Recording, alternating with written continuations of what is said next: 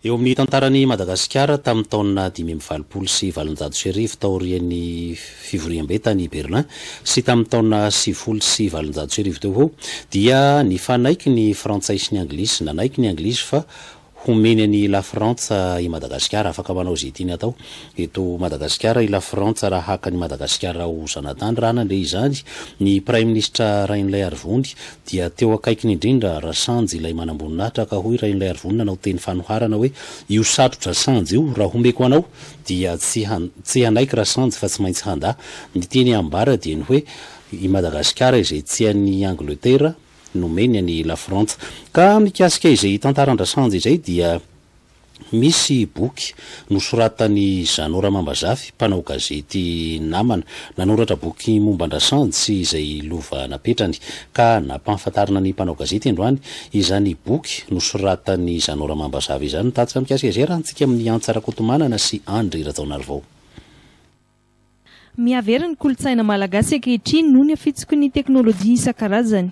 Lasa miadiny ny famakiana boky izay mitahiry ny haren-tsaina amin'izao fotoana, hany ka maro ny tanora ankehitriny tsy mahalala ny tantaram-pireneny akory. Tafiditra ao anatin'izany ireo mpanao gazety izay mionona amin'ny fikarohana amin'ny internet fotsiny matetika.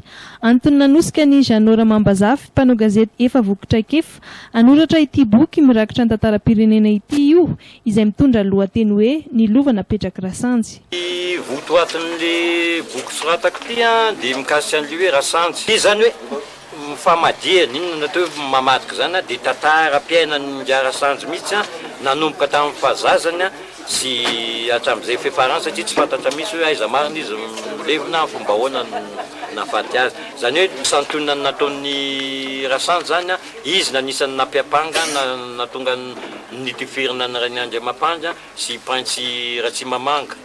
Izy nanisany nanolo an'le fanjoana malagasy natao 14 juillet. Izy nanisany namongotra nitolo ambalin'ny Andrianampoinimerina izay mpanjaka teto nafindra tany Natorovo. Izy nisandan'izay natao Galeny gouverneur général Merina.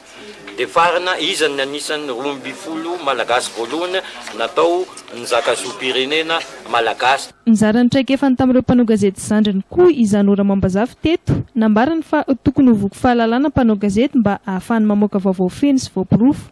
Natolotra ho amin'ny mpanao gazety rahateo ity boky mirakitra ny tantaram-pireneny ity ankoatry ny mpianatra.